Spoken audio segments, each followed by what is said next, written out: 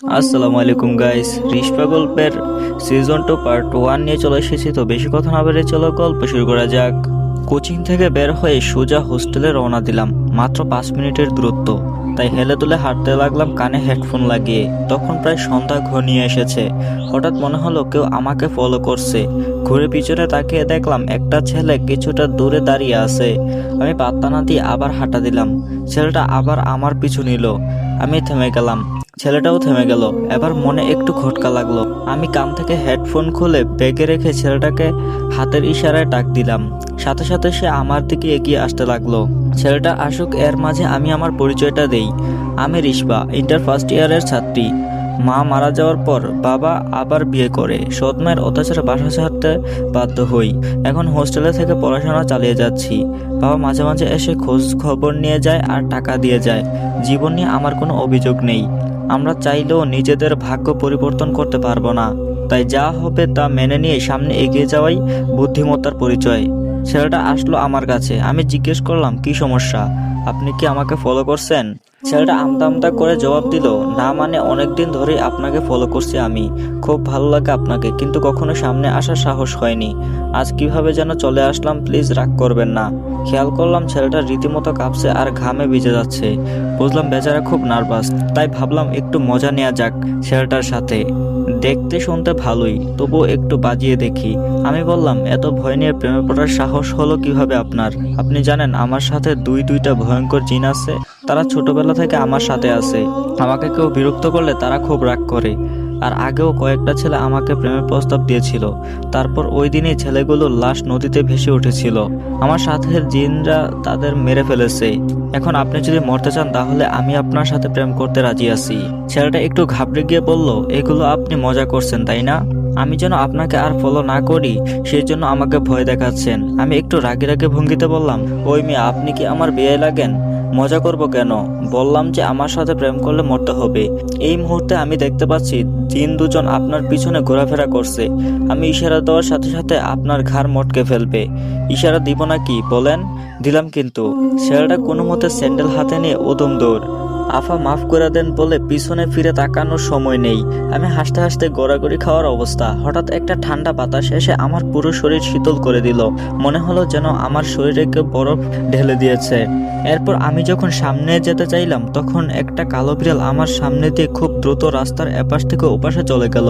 আমি একটু ভয় পেলাম। বিড়ালটা রাস্তার পাশে একটা ঝোপের ভিতরে গিয়ে কেমন এক অদ্ভুত আওয়াজে ডাকতে লাগলো। মনে হচ্ছে যেন কোনো ছোট বাচ্চা কান্না করছে। আমি যখন থেকে বসতে শিখেছি তখন থেকে সৎ মায়ের অত্যাচার সহ্য করতে করতে একরকম পাথরের মতো হয়ে গিয়েছি। সে সবসময় আমার মৃত্যু কামনা করত। আমি মরলে নাকি তার সংসারের সুখ শান্তি ফিরে আসবে। এসব শুনতে শুনতে আমার মনে ভয় ডর কিছুই লাগে না। আর ভূত প্রেত এসব বলতে কিছুই নেই। এগুলো শুধুই মানুষের মনের কল্পনা।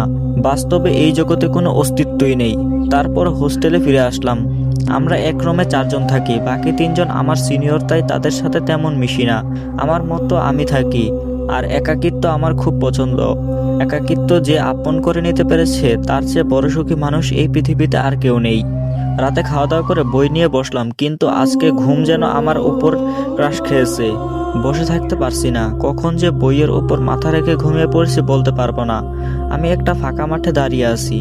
দূর দূরান্ত পর্যন্ত একটা গাছপালাও নেই। আমি ক্লান্ত চোখে চারপাশে তাকাচ্ছি।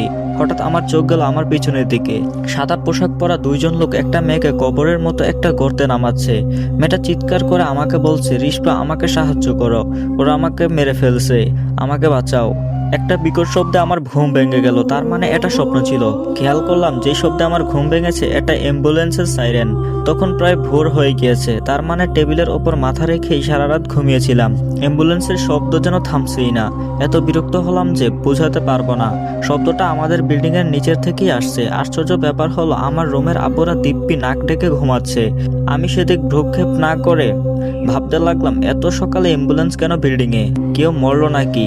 বিরক্তি নিয়ে ব্যালকনিতে যাওয়ার জন্য হাঁটা দিলাম। দেখি সকাল সকাল অ্যাম্বুলেন্স কেন আসলো। ব্যালকনিতে গিয়ে দেখলাম একটা অ্যাম্বুলেন্স দাঁড়িয়ে আছে, কিন্তু সেখানে কোনো মানুষজন নেই। অ্যাম্বুলেন্সের সাইরেন এখনো বেজে চলেছে। কিছুক্ষণ পর অ্যাম্বুলেন্স থেকে 2 জন সাদা পোশাক পরা মানুষ নামলো। আরে এমন দুজন লোককে কোথায় যেন দেখেছে মনে হচ্ছে। একটু মাথা খাটাতে মনে পড়লো কিছুক্ষণ আগে এমন দুজন লোককে স্বপ্নে দেখেই তো ঘুম ভাঙলো আমার। এখানে কি হচ্ছে আসলে? আমি এক নজরে তাকিয়ে আছি সেদিকে। তারা দুজন গিয়ে গাড়ির পিছনের পার্ট খুলে খুব যত্ন করে একটা লাশ নামালো, সাদা চাদর দিয়ে ঢাকা। আমি এখনো বুঝতে পারছি না আসলে লাশটা কার। সেখানে অন্য কোনো মানুষও ছিল না। তারা লাশটা নামিয়ে দুইজন লাশের দুই পাশে দাঁড়ালো, মানে একজন পায়ের কাছে আর একজন মাথার কাছে।